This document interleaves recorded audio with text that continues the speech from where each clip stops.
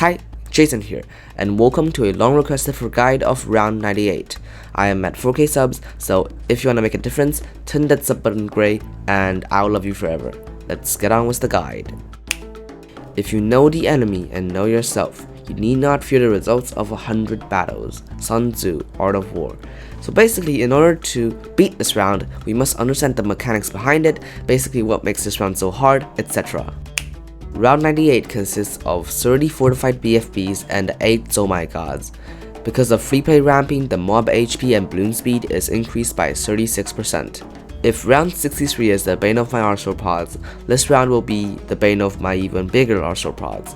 But thankfully, this round is only locked behind Impossible and Chimps mode, so if you only want to have fun with this game, you may not need to face it. What makes this round so scary is the sheer amount of balloons on the screen.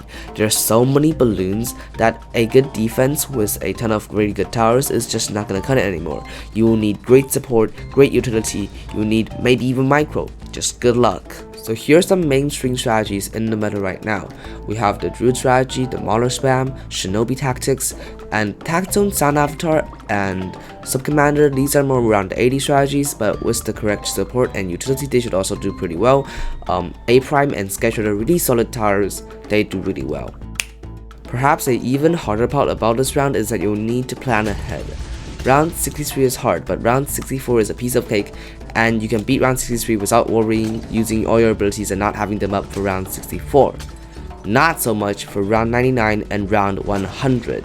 If you have an ability that might not be necessary for round 98 if you just micro, do not blow it, because round 99 is also a demon round with all the fortified DDTs.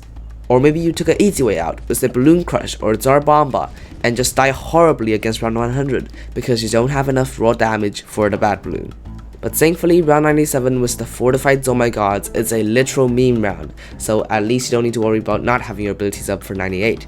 And if you absolutely need your abilities for 98, at least use a sniper to stall the round out so you have them for 99.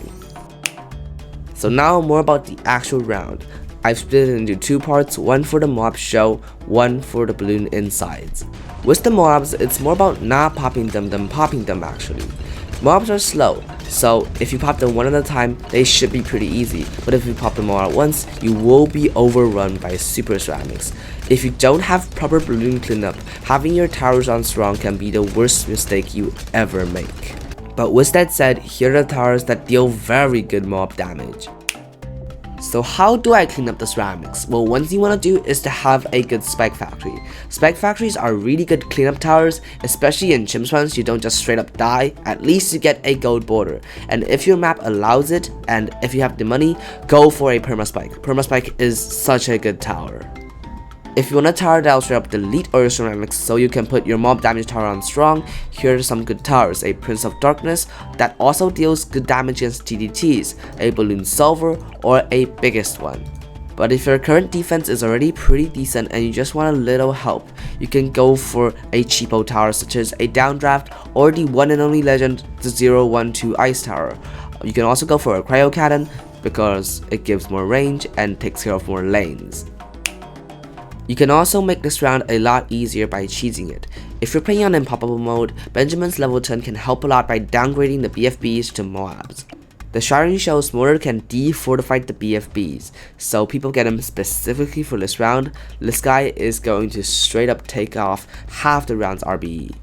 And also this guy, the Unstable Concoction. Interestingly enough, this one may actually hurt you.